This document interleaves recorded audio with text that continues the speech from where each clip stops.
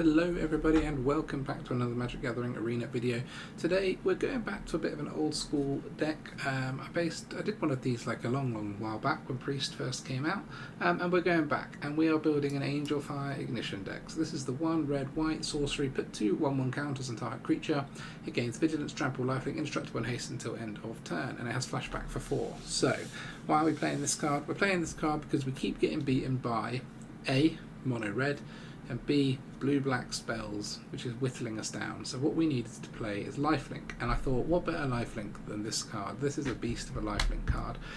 So if you're playing Angelfire Ignition, it tends to lead that you should play stuff with double strike if possible. The reason being that the only thing this doesn't grant really is double strike, and obviously those 2 1/1 counters effectively doubled if you put it on a double strike creature, and that is why we are running Lae'zel, the Githyanki warrior. This is probably one of the best alchemy cards ever released in terms of its power level. It's a 2/4 double strike with specialized 1. When you cast a spell it gains, when it becomes target of spell or ability an opponent controls, you may exile it and return to battlefield under its owner's control, so you can blink it and avoid the spell that they target it with. Now note, you only get that once you blink it, it doesn't have that ability anymore. But because you can specialise this for 1, and all of the specialisations give it a, when it enters the battlefield or specialises ability, do something, and that do something is normally pretty good. So seek a non-land permanent card with mana value 3 or less is one option for us, or create 2 1/1 white soldier tokens. Not to mention it also makes it a 3/6, so 6 toughness is very hard to get rid of. So Lae'zel in this deck, very nice, and when you can target it with Angelfire Ignition, considering it is hard for them to remove or interact with, is a very nice combination. I then went, well, we're playing Lae'zel, which is a double strike creature. What goes well with double strike creatures? And I came back to the Priest of Possibility. So this is the 2/2, and when it enters the battlefield, look at the top 7 cards of your library. If a card among them has flying, Priest of Possibility perpetually gains flying. The same is true for basically all keywords. So if you find a creature which has double strike in the top 7, we are only running Lae'zel that has double strike, then it will gain double strike, and so on for all the other things. So what we want is creatures with keywords for this deck. The main keywords that we're focusing on out of these are double strike, lifelink, flying and haste, because those are the ones that exist in the white-red colours, and we can sort of pile this up with Angelfire Ignition and just create one absolute beast. So, where have we found these keywords? Well, Angel of Unity. Angel of Unity is a 1/3 Angel Cleric for 2, has flying and lifelink, and when you cast party creatures, you can choose a party card in your hand to get 1/1. So the thing about Priest of Possibility is, if it's a 2/2, no matter how many keywords you pile on it, it's still a 2/2, right? So the most damage you're doing is 4. So what we ideally want is a way to pump the Priest in our hand before casting it, so it can come in as like a 5/5 haste double strike flyer and just close the game out. That's kind of what we ideally are looking for with this deck. And Angel of Unity is a great way to pump cards in your hand, as is Clement the Novice Acolyte. Kumano is another way to pump a creature when it comes in, as you can put counters on creatures before, like on their way into the battlefield.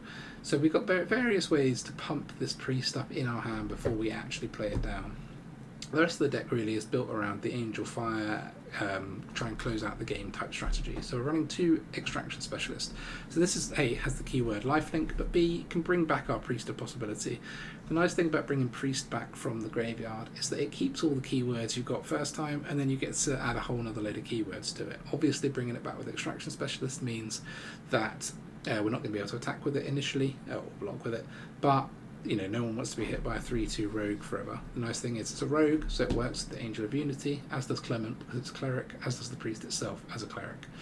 We're then running 2 Ambergris, the Citadel agent, so this is a refuel card for our hand. It's also a cleric. It also has a haste keyword for our priest. I'm running 1 professional facebreaker, and this is a bit of a not sure whether this is a good idea or a bad idea, but it is a warrior, so it is a party creature. It does have the keyword menace, which is an interesting one to try and get on the priest, as something like double strike menace is particularly nasty, or flying menace is so evasive it's almost never blocked. And it gives us that little bit of extra draw with the treasures. The other nice interaction here is that facebreaker's always been very good with double strike creatures, because you can get 2 treasures if the creature goes through and does combat damage, because it's going to hit twice, which is just a nice little added bonus. We're then running 2 of Toralf's Disciple because it's a warrior. It's a 3/3 and it has haste, so it's got a keyword. It's also going to give us those lightning bolts in our deck that can help close out the game if we reach that stalemate.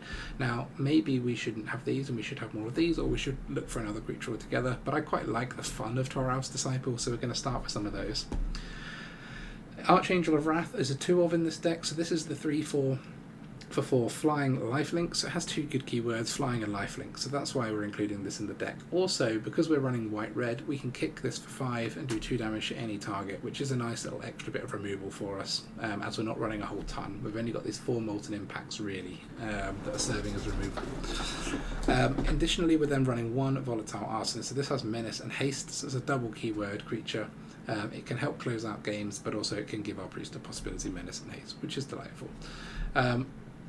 As I said, we're running the 4 Kumanos and then only the 4 Molten Impacts for removal. Note that if we have damage left over with Molten Impact, we can trigger that with our other sorcery, which is the Angelfire Ignition, but we don't have any other ways of using up the spare damage other than more Molten Impacts or more Angelfire Ignitions.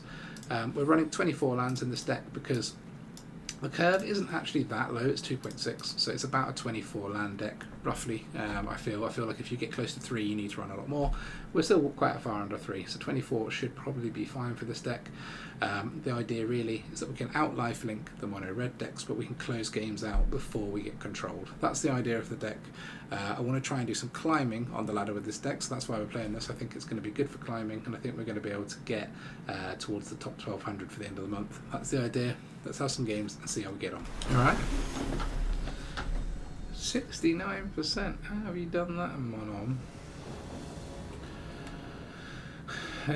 Not the cheapest hand, but we've got so many 2-drops and things that I feel like we have to draw something between 1 and 4. This doesn't really count. And having Kumano to play on turn 1 in your opening hand is just too tempting not to do, to be honest. There we go. Saltwater Cliffs, eh? Trying to gain your life back. Get one of our Lae'zels nice and big.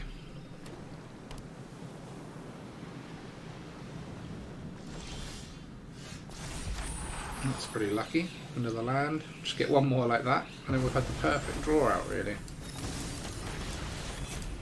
Cast it on this in case there is some kind of interrupt. Yeah. I mean, I suppose they can't interrupt this. I should have cast it on the Angel, because it can't do 4 damage at instant speed. They could have bounced it, would be the only thing.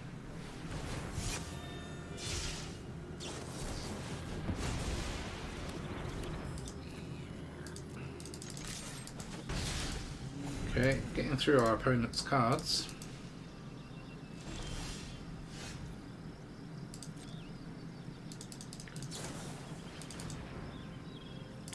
I wonder if this is a Haughty Djinn deck. Tends to be the reason to run Consider these days.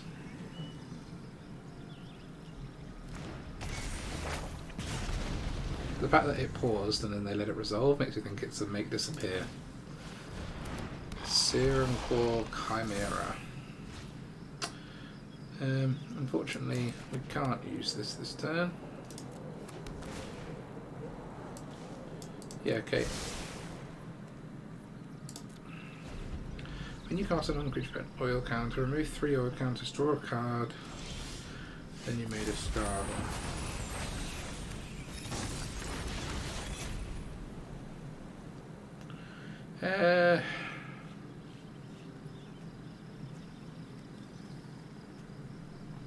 This is a tricky one.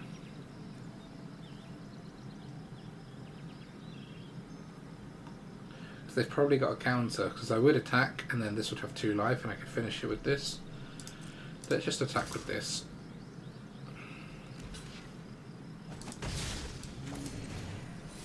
And then it's sort of win-win for us.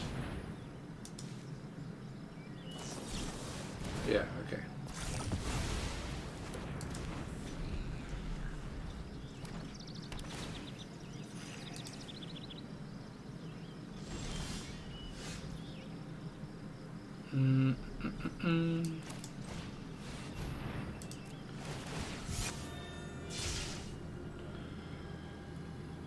playing the worst on first, since we're pretty sure they have a mate disappear, which they do.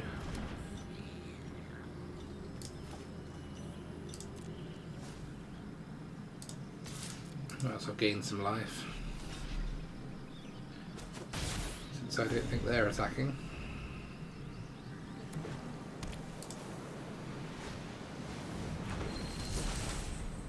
That's pretty nice for 2. So let's try playing the Angel.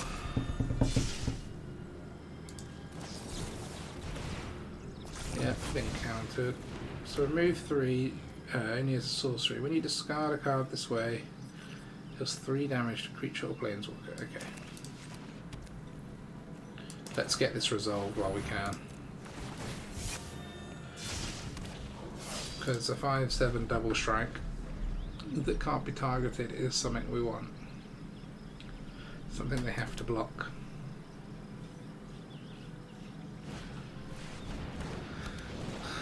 If you creature with flying attacks, you may draw a card.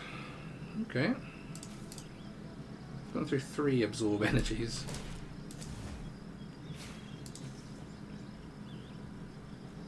I mean, you can kill off the etching, but that doesn't really bother me. Tapped out, and we've got an Angelfire onto this Lae'zel.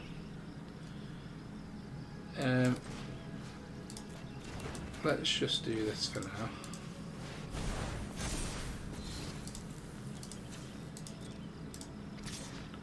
So this is 14 damage. They're not going to double block the Angel. Whenever a creature with flying, I didn't realise that was my creatures as well. Wow.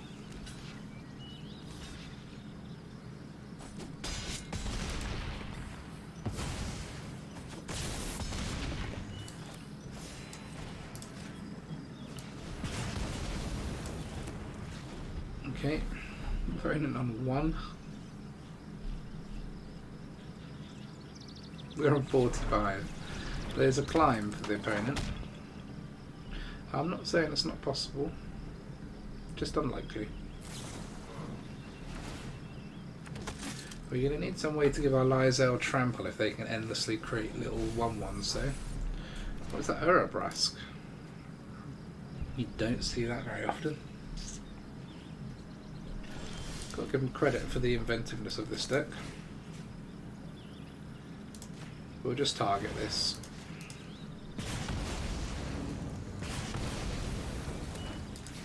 Pretty good top deck.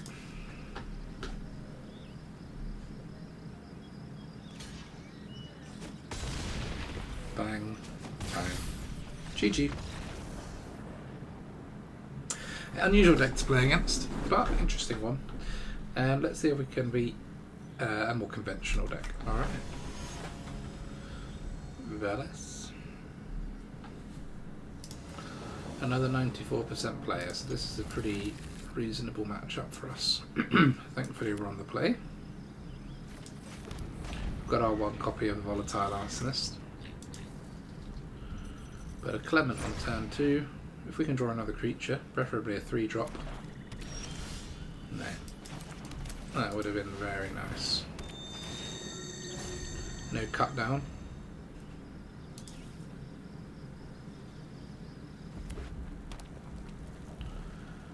Although red-black, don't see Clement lasting that long. Definitely won't be trying to specialise her.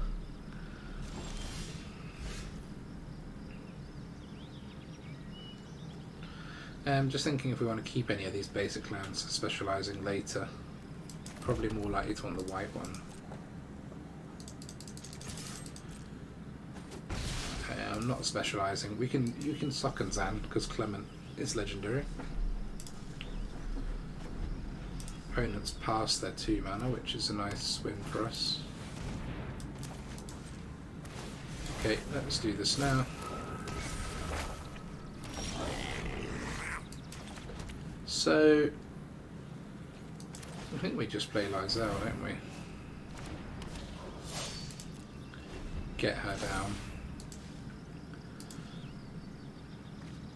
Double Atraxa, okay, yeah, classic Atraxa reanimate. I don't think we have anything that interacts with the graveyard, actually. No. Well, no. Kumano stops stuff going there from the battlefield, but that's it.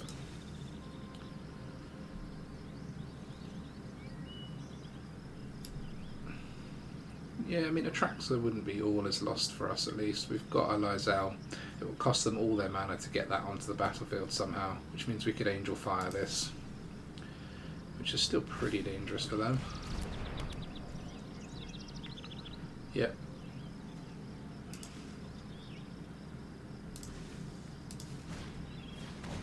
It's so far a standard deck. There's no alchemy stuff going on in here.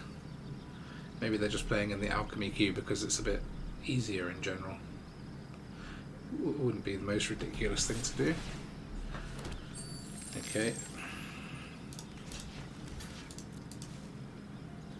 Trying to get this up to 4 maybe.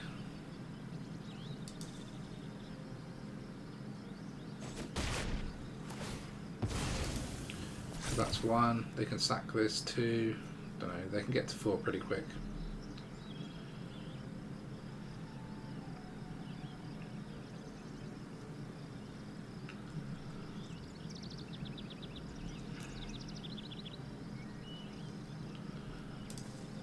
What are you doing? Stop touching Lae'zel.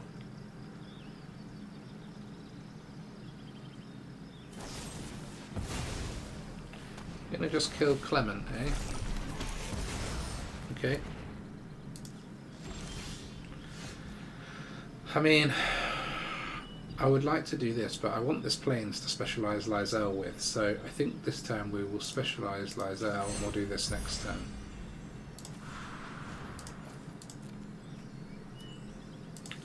Since they can't stop that, that's pretty nice. Then we can play this on red.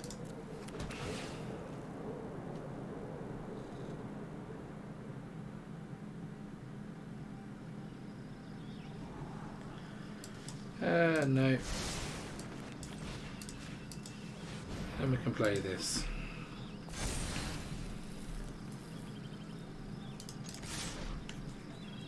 Obviously, they can block and sack their token, but given that Lae'zel has trample, they didn't even bother sacking it. They wanted to save that 1 damage.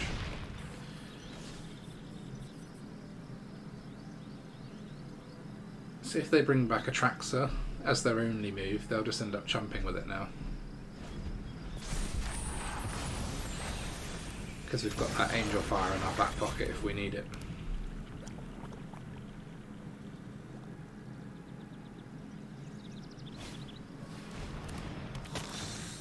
So this costs 3? Yeah, so they can still bring back Atraxa.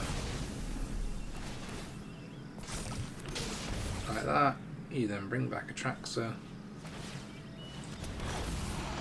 You draw loads of cards.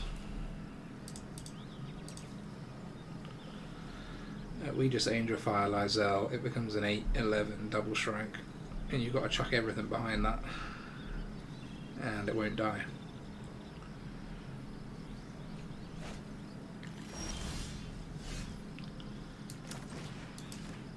I've got the priest, which has been fun, but we don't want to attack with this, as it just lets them block for us to gain 7 life, which 13, 60, they may have just kept them alive. So this is the best thing. Atraxa down, like a few other creatures down, 16. Yeah, so they need to block 3 more damage, 4 more damage. So Reflection and the Harvester are down as well.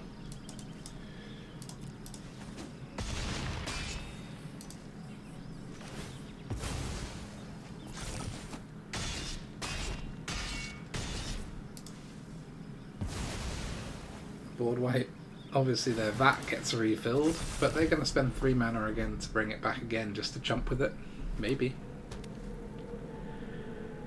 And we'll have the Arsonist to help push it over the line.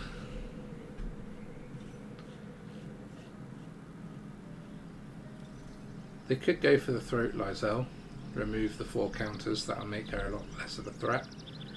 So save that for our turn. And then they could go for the Throat Lae'zel in our turn, bring back a Traxxas, and then they'll only be left with 1 mana, which means the Arsonist would win the game. They don't know we have that though, obviously. Well, they're doing it in their turn. No, you don't queue them up like that. And they both fizzle.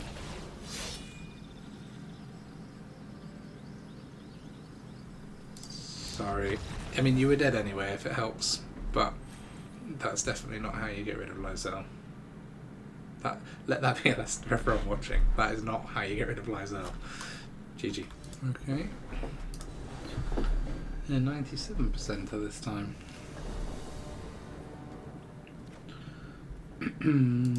We've got a plays from turn 2 with this, so... Oh no. That's helpful. Might be a bit slow though.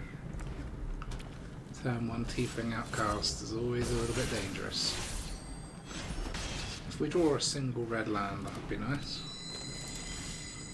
We haven't, so I think we'll have to use this.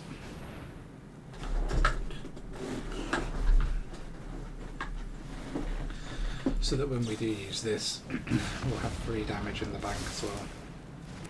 We just need to get a creature to stick on the board for ourselves, basically.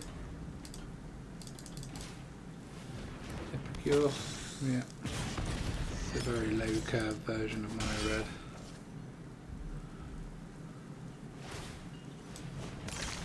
Throwing away Ambergris. Let's have a second copy. Okay, we'll do this in Priest.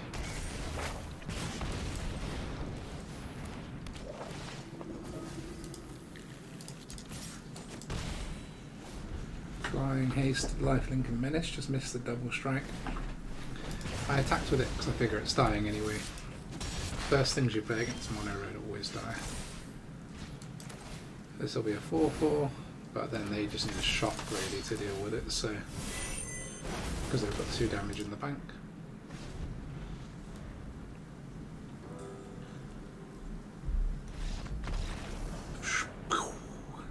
Poor mono red player not hitting their 3rd land, don't we feel sorry for them? Alright. You move. We're up to 95 I see, which is good. No, too slow. This is better. I think we're going to get rid of the Disciple. Just because the Angelfire is nice.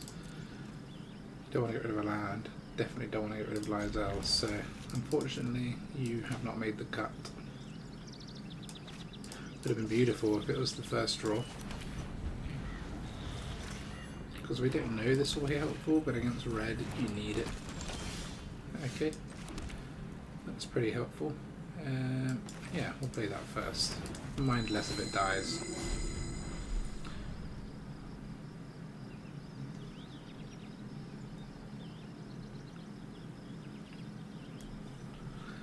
This then can't be cut down, so if there is a cut down, we'd rather it hits this.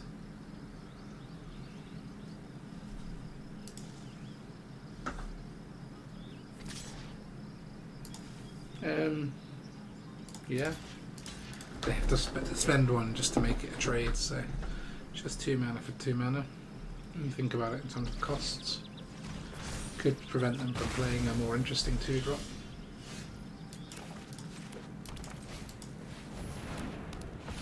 That makes that a 4/6, which is pretty good. The thing about Lae'zel is if it's around the time when they're playing Liliana's or Invoke Despairs, we don't want them to be able to make us sack it. That's pretty much the only way to get rid of it. Which it looks like they might be able to make us do. If they play Liliana, I feel so gutted, but I think they would have done it last turn if they had it. Been more mana efficient. Good. So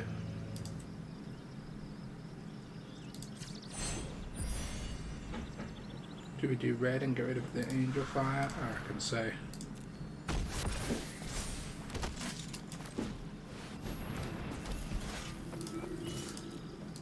Swing for 10.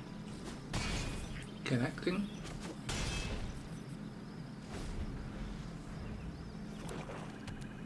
So if we draw a land, use Archangel kicked, and then we can draw 2 with Ambergris, that would be very nice.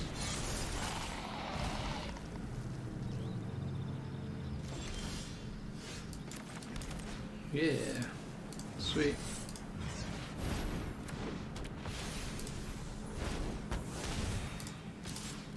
Attack like this, they'll block Ambergris, but we gain 2 cards, so it seems well worth it. We're not going to get any sack effects now, even Sheoldred's Edict, we can sack the Archangel, keep our 5/8 double strike. With this in the graveyard, it's pretty powerful.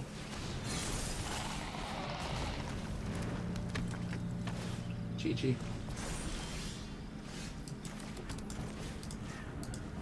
Go and get it, son.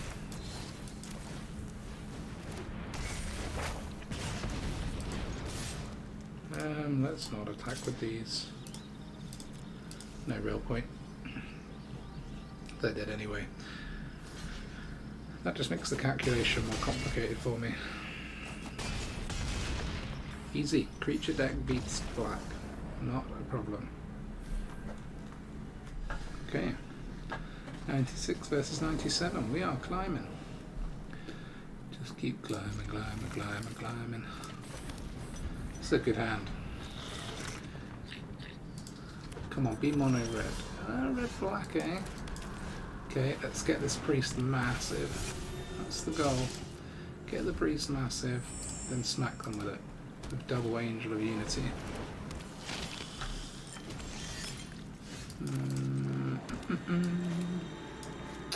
We could disciple. Yeah, let's disciple. I think we're just trying to be mana efficient. They'll probably block.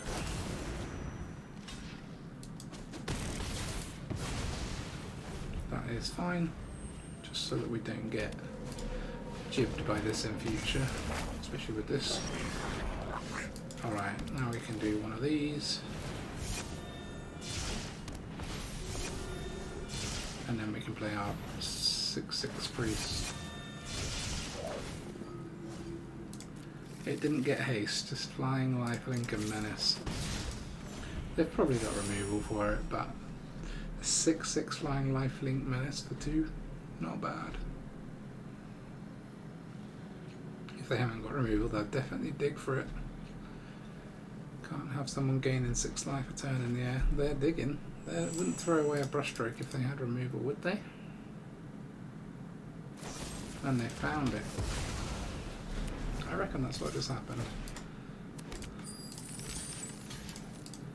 Mother.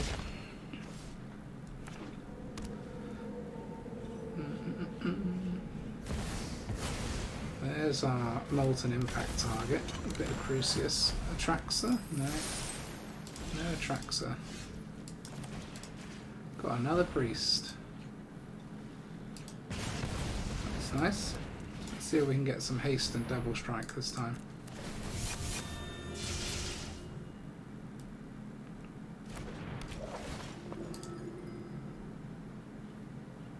Oh, they got a removal for it.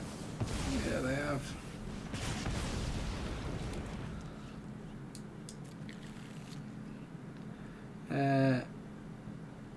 No attacks. We don't just let them print treasures, do we?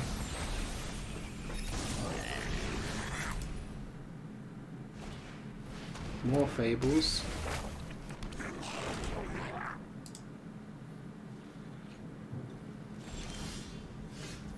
Kind of want to be able to use this for 2 damage, so if only this was a party creature, can you imagine? It'd be friggin' massive by now. It'd be like a 10/10 by the time it came in.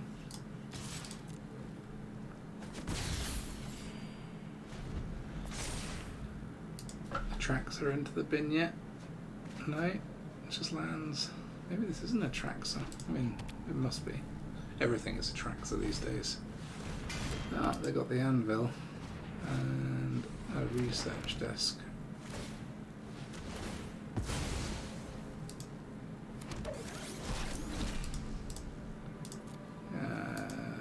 This is not good. We need a land so that we can kick this.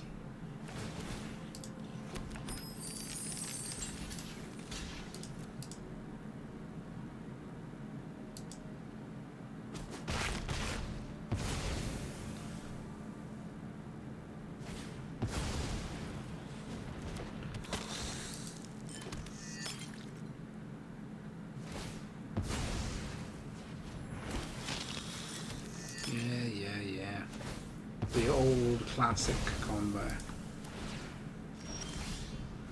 Thank God. Gonna have to kick it at the harvester because they've got another thing coming.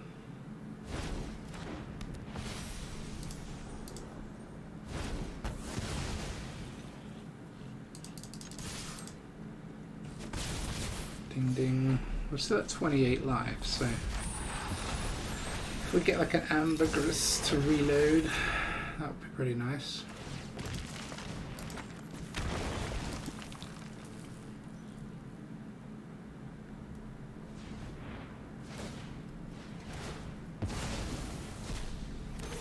Let's see what you got.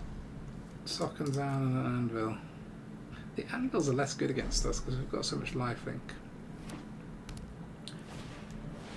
More fable. Goodness.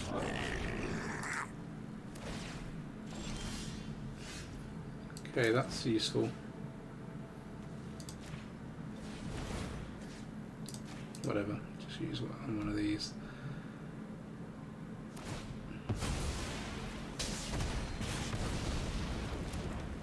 So now, do we care about the treasures or do we just start putting a clock on them? Let's just clock this game.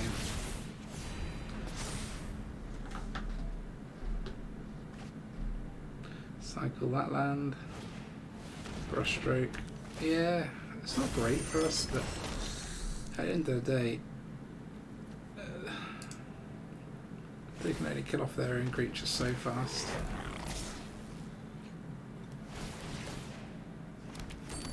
They have got all the mana in the world if we just let them do this, and they can get another anvil with this.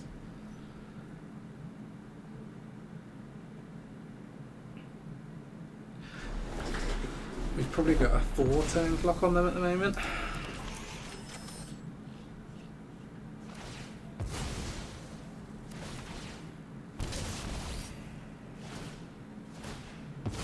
They're going to gain a lot of life back.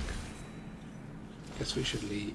Oh, come on. I guess we should. The thing is, I can't leave the Archangel back.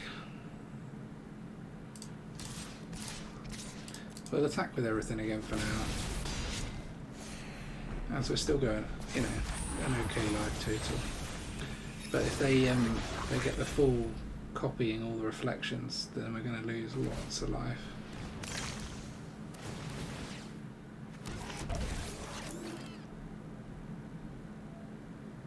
Or if they top a harvester, we're in real trouble. Throw away a fable.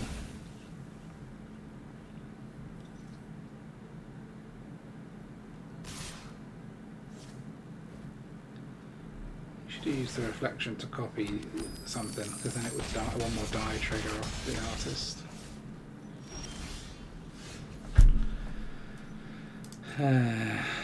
So let's try and we could start leaving something back, but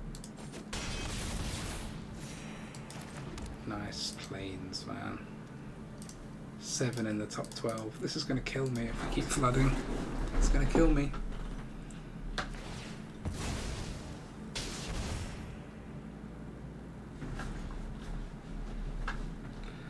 The thing is, like, if we keep them close to being dead, we could always top an Archangel or something like that.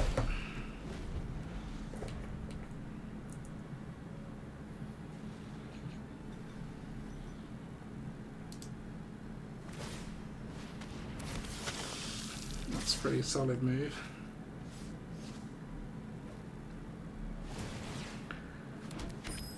Ding ding.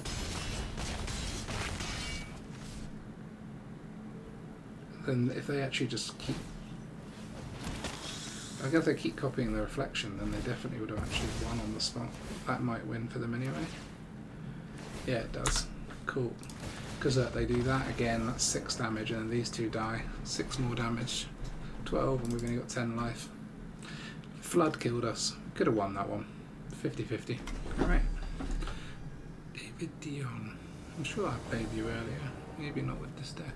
I'm not sure. Fine. It's not ideal with the tap plan, but beggars can't be choosers. Ah, there's the untapped one. We are very commonly beggars. Blue black, eh? As always, we'll play the Clement first if we're against black, because we don't mind it being cut down as much. Probably play this and this next turn. Penregan Besieged. Yep.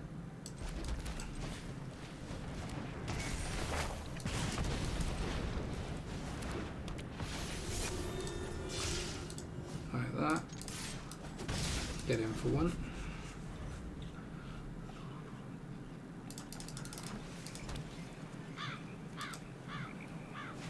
Nothing. Okay.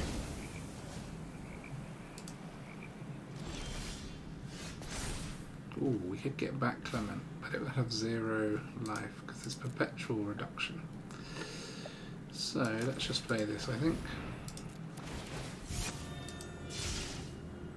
Since we're liable to counter.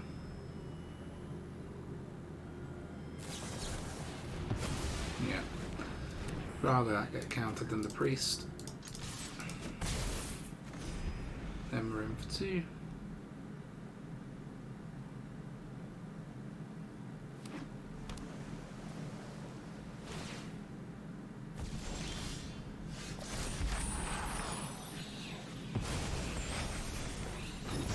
Okay, I reckon it's time to play this.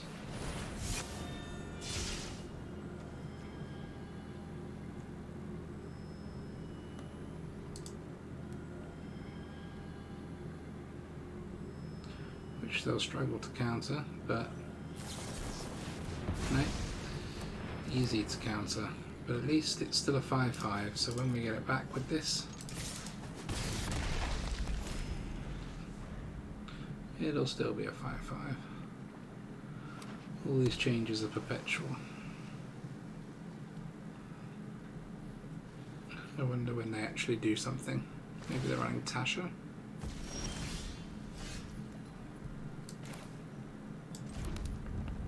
So we'll attack.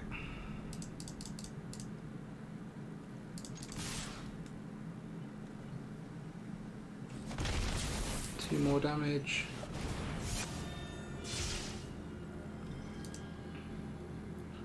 We got another absorb energy. Verify. It's a very fun deck.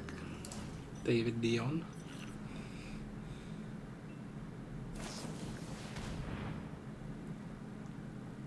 Plan is just to play my deck, is it? Okay. I would love to resolve my Lae'zel, but I don't know what the odds of that are. So the etching is going to get killed this turn. No, it's not. Managed to find a Molten Impact of mine. Tempting to let this die, isn't it? Although it's too long of a wait.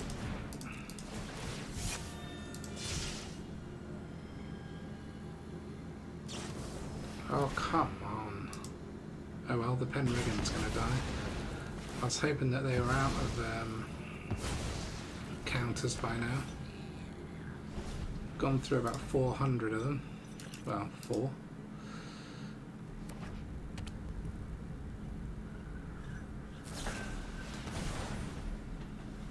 Insight being siphoned.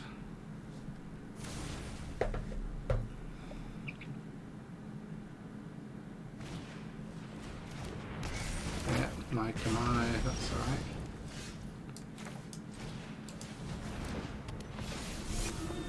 Okay. We've resolved a creature. See if there's more destroy coming our way. No. Can I attack? No. At least you're out of cards now.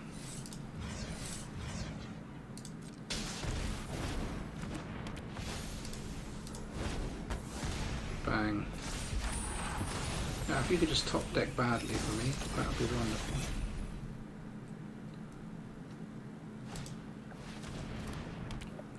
Come on.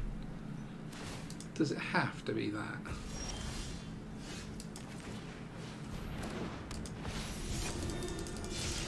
That's ridiculous.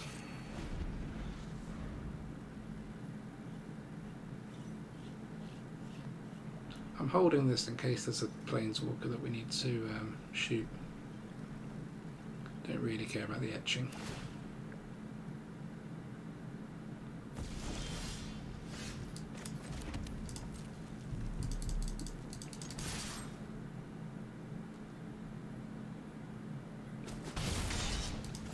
This is so brutal against creature decks, isn't it? Especially creatures with high toughness like this.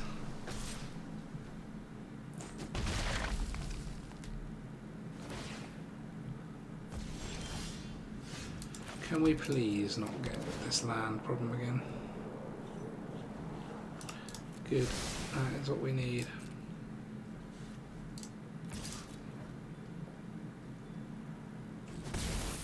So if we get haste and double strike, we could just win.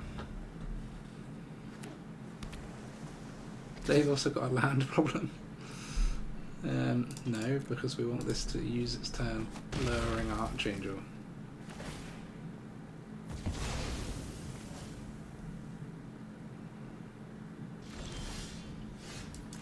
This could be something that we don't want it to be.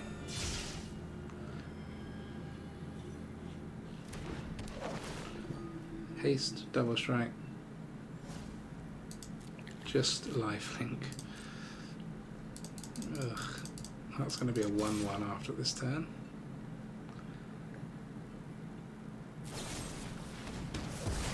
Come on.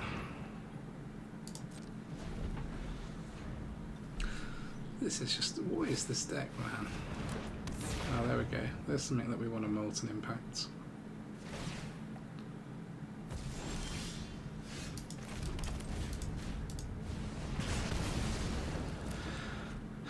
Well, we might as well attack because we gain 1 life. It's dying at the end of their turn anyway. There's Penregan gone again. Now we've got hasted stuff in our deck. We've got an Archangel that can shoot them. An Arsonist would win. Oh my god. The Priest can gain haste. We've got Ambergris, Toralf's Disciple. They've now got a card in hand, unfortunately. Yeah, that's not helpful. As long as they don't like Silver Scrutiny or some complete reload like that. That's what I thought might be there. Did mention that earlier. Any creature will do now though, because it doesn't even have to have haste.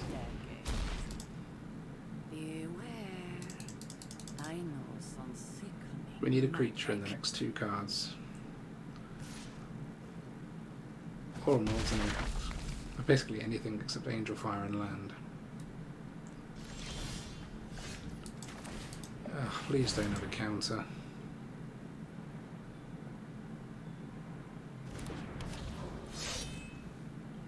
So, should we discard like this? No, let's discard like this.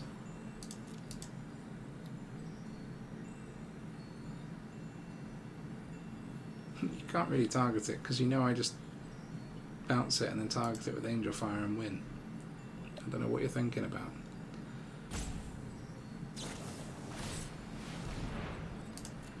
Alright, GG.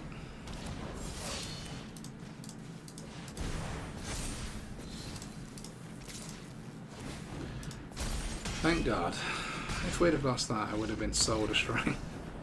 That deck is not a good deck, David Dion. That is a grind the game into oblivion deck. and you ended up in Oblivion. Alright. Agricola 89. Pretty sure we played against this player a bit before. I don't think we can take on without white land in it. Jesus Christ, we've got some bad hands. All 4 Bane lands, and then things that don't work together, but I'm not going to 5.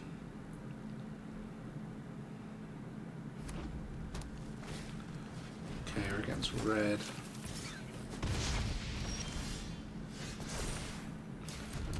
Finally, but we are taking some pain for it, and they could just shoot us. If they can't, we're angel firing ASAP to stop. Oh, it's equipped. Okay, that's less worrying.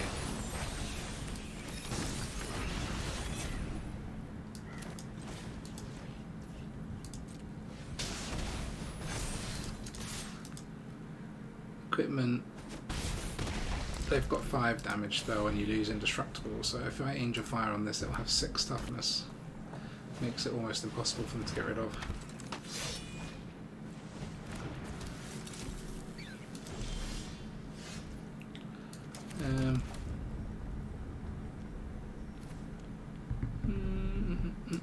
Let's do this. And then priest.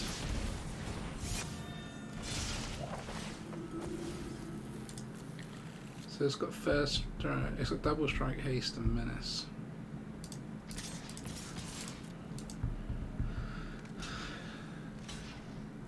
Guess we'll just kill the big cat. They are down to 6, and we've got this in bank, and this is flipping next turn, isn't it? No, that's not flipping next turn.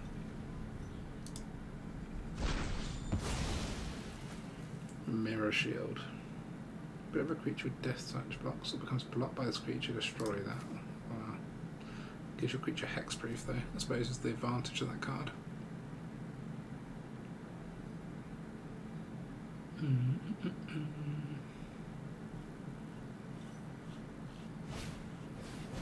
Jewel Kadim. Can equip it, attack, draw.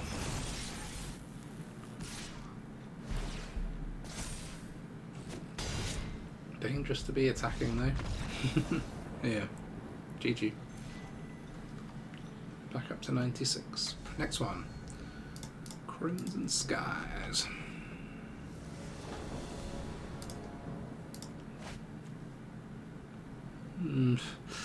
Better than last time, but why is it with just having all the pain lands? Just hope we're not against mono red, but then we've got these. This is our anti mono red tech.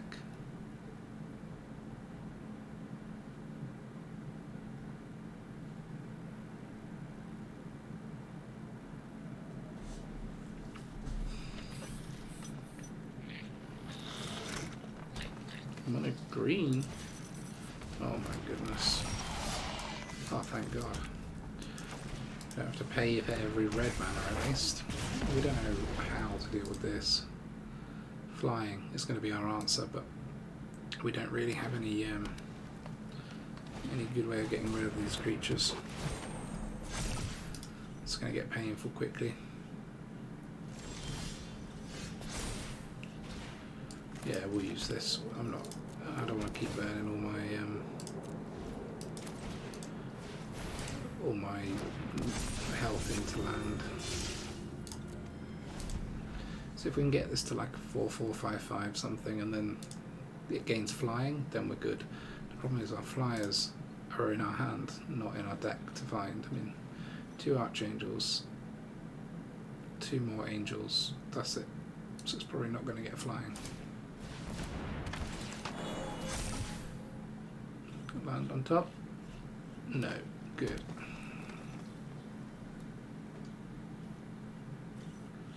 So I might disciple next.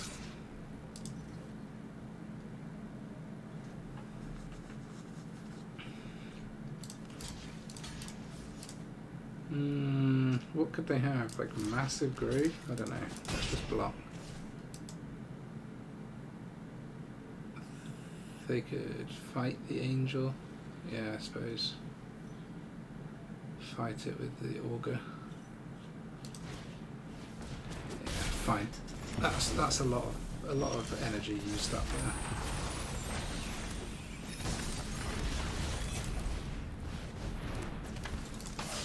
We're going to get a good attack in with this as well.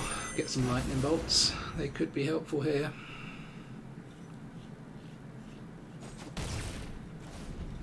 One, two, three. So they could play creatures off the top as well now. Land off the top.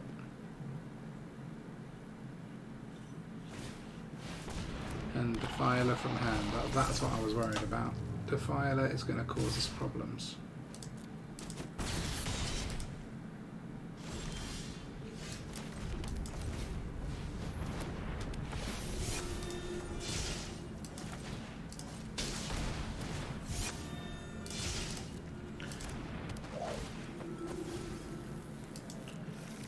Double strike and haste.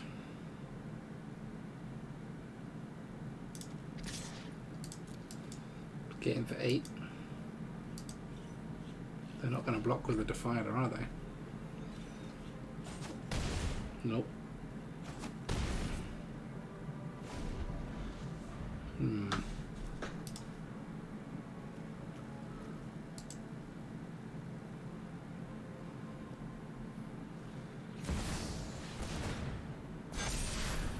Where it gets a bit hairy.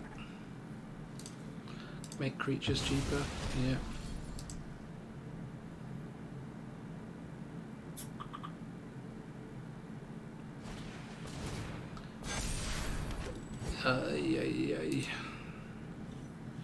They've still not got any reach. If only this had got them flying.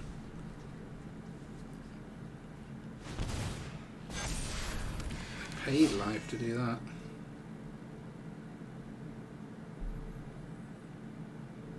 We haven't got any way of giving this flying, have we? They paid even more, like 13, 90. I mean, they got so much damage here, 29 damage. But only 10 of it trample.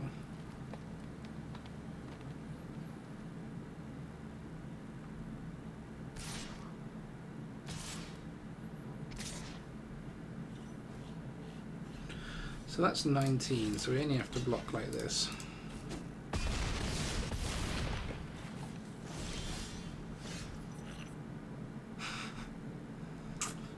I don't see the way through this. No, we could specialise that. We could specialise this red, then it reflects damage, but that'll be too late because we'll be dead.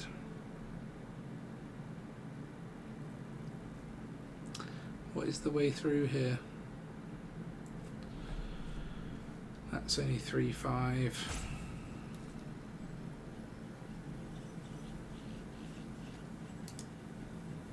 I think we're just dead. We can get them to 2.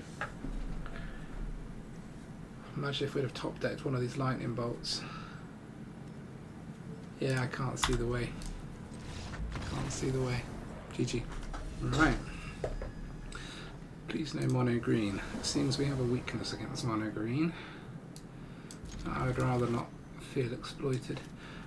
This is much better. We've actually got the lands to sort of facilitate our hand for a change. And I'm starting to feel we should run 3 of these Ambergris instead of this Facebreaker. But with the flying aspect, was just the idea was that, yeah, treasures when you've got a nice flying thing going on could be good, but don't know. Only having one of in a deck doesn't make it that easy to play test with. And also our maximum mana cost is 5. We've only got 1 of those, literally 1. So okay.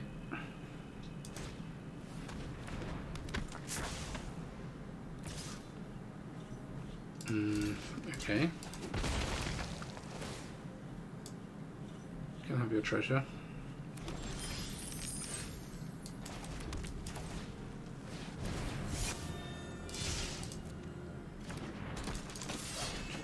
Get our treasure.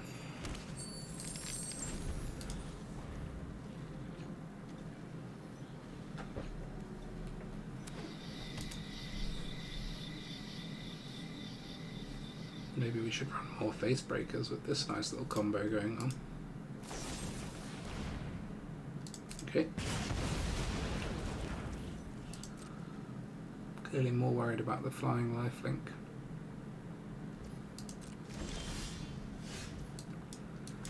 Alright, let's do one of these.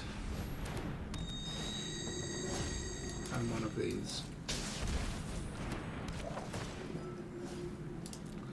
Flying lifelink, double strike, no haste. Do we play this one now? Yeah.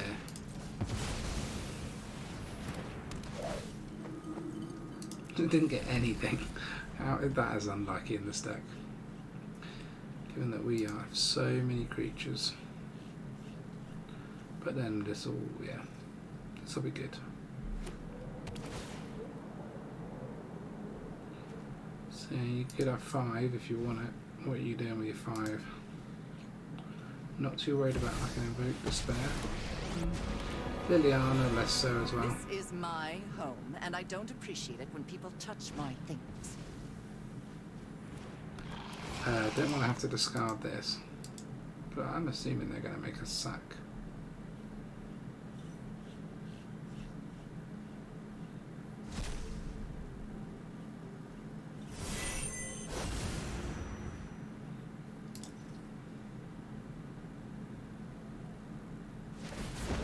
Yeah, okay. Off you go.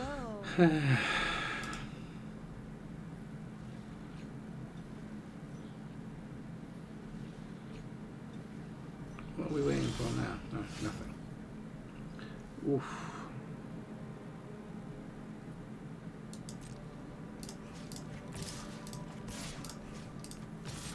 Like this.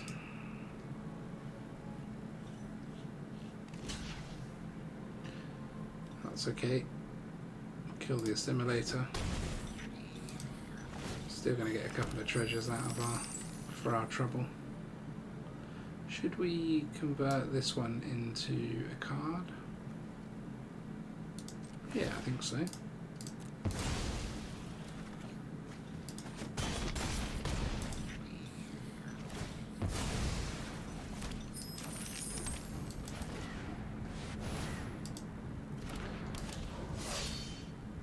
And obviously we don't want to specialise that with our Ambergris. Although we're probably going to have to discard it anyway, aren't we, to Liliana, thinking about it. Depends how much our opponent wants to discard their remaining card. Who and I are ready to rumble! Got a 5/5 flying double striker still.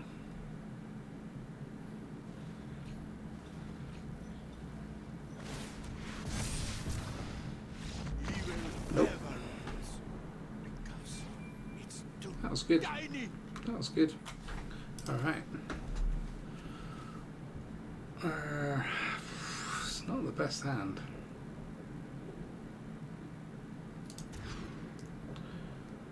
This is mildly better.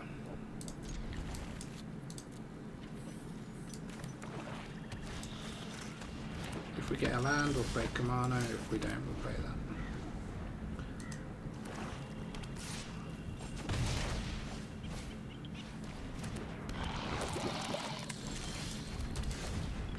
Kumano will be nice against this.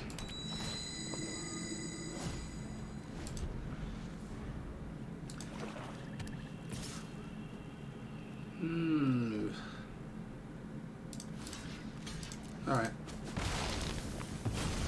I don't really want to get toxic for no reason.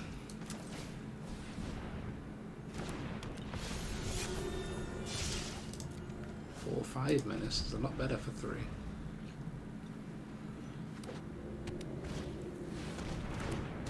Archfiend of Boros.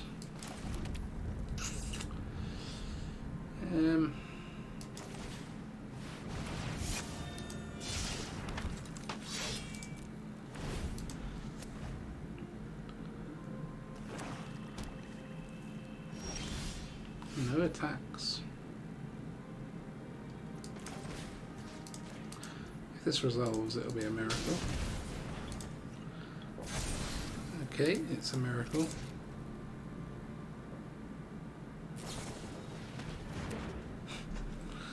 Okay.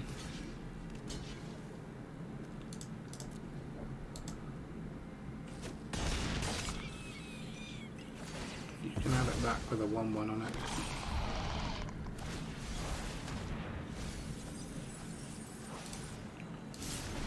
You've got your Bilious Skull Dweller back.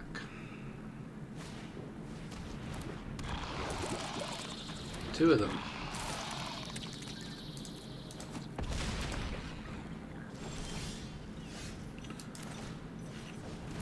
Do one of these.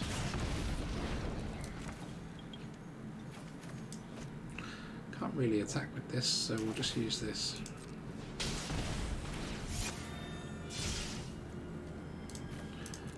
Look at our lifelink a bit, we're more likely to need that. This just got double strike, okay.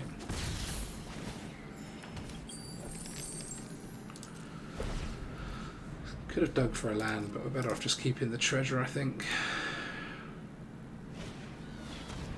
More Archfiends.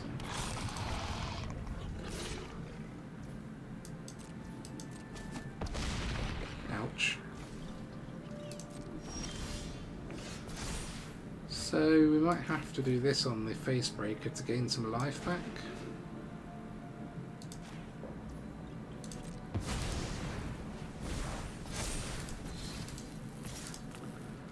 Eight, 9, Vigilance, Trample, Lifelink, Indestructible, Haste, Menace. It's pretty nice. In a block 3 of the 16 damage. Okay.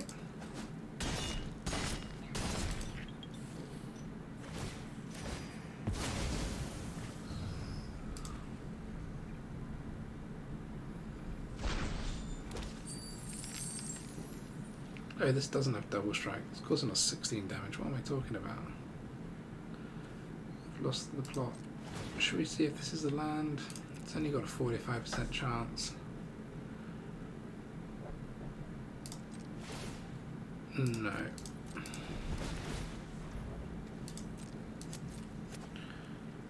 So when you get your removing oil counter, then if it hasn't on it, you lose the game. So this one's going to lose them the game next turn.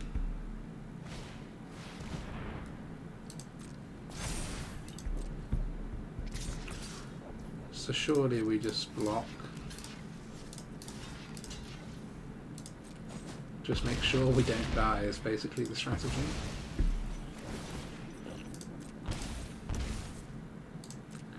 Forgot about that aspect, in fairness.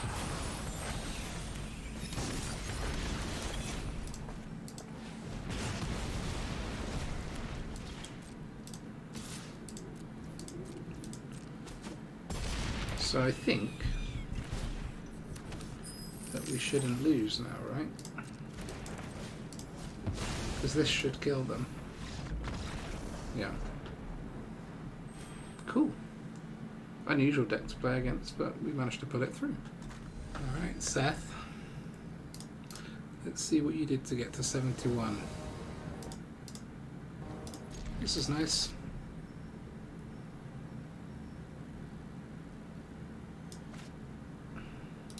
It is amazingly easy to lose rank compared to gaining it, in fairness. Like, if you lose a few in a row, you just end up there. I can understand that.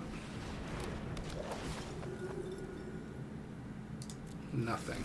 Wow. 2-2. For 2. Less good.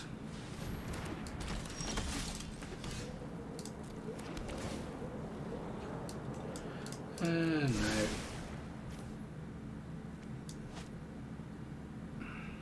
Don't care that much about Deck.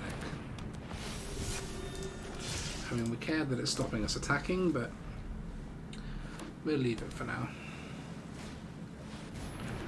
Brine Coma. I feel like that should be flying. 2-2.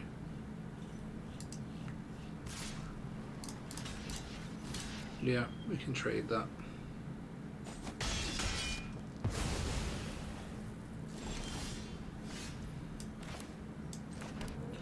Guess another white. Suppose we do want that. So let's get rid of this. Just in case.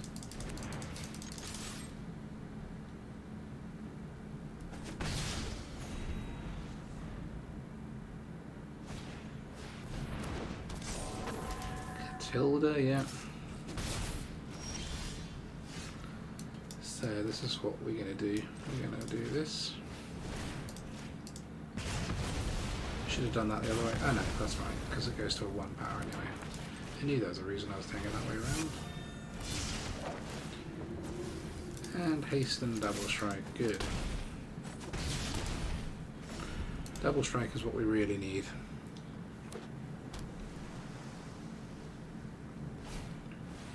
Blocked in a cemetery.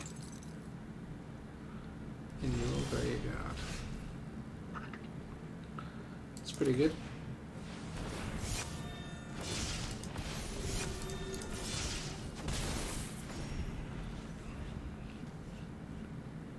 Enchanted creature doesn't untap. Okay. Phantom Carriage. Search for a library for cover flash record. Stir, put it in your graveyard. Okay. 4/4 flyer for 4. Pulls you something into your graveyard. Mischievous Catgeist.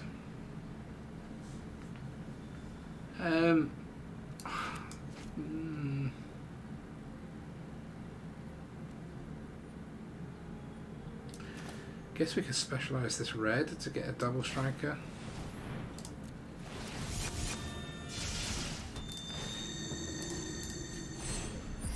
Like so.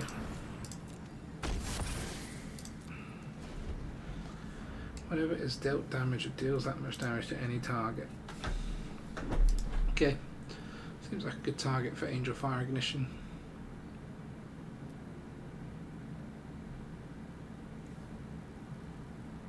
I mean, this combined with this is pretty nice. Be a 6/6 lifelink, is that right?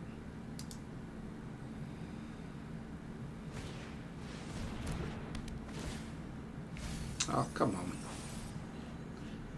Gets -X1, so. Okay. Please do attack. That is only a good thing for me. So we'll attack. Not much by attacking with that. I wonder if they've got any counters. Why else did they not Catgeist on this? One way to find out.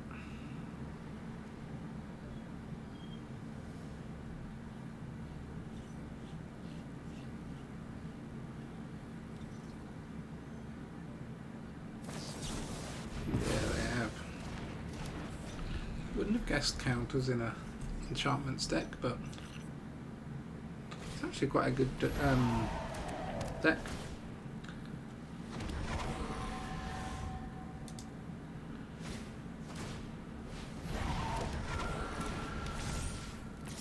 Pretty good. 5/5. Although it is lowering the number in their graveyard, so this could actually, you never know, could be good again one day.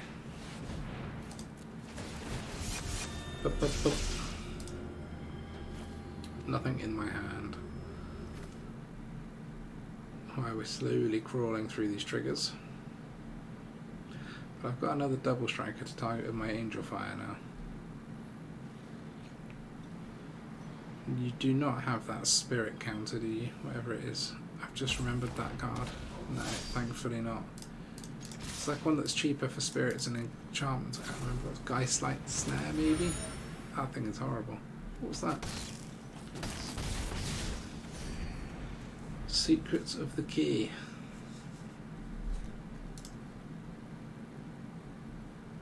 Some funky cards, like a starter deck. If it is, it's pretty good. Combat Research, yeah, that's decent. It's actually causing me some problems. Uh-oh.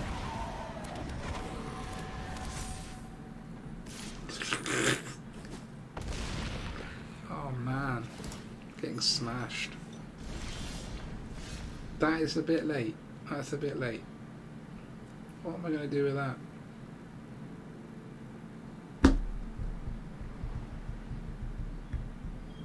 Can target this and then bounce 4 to their face, but I can't get through.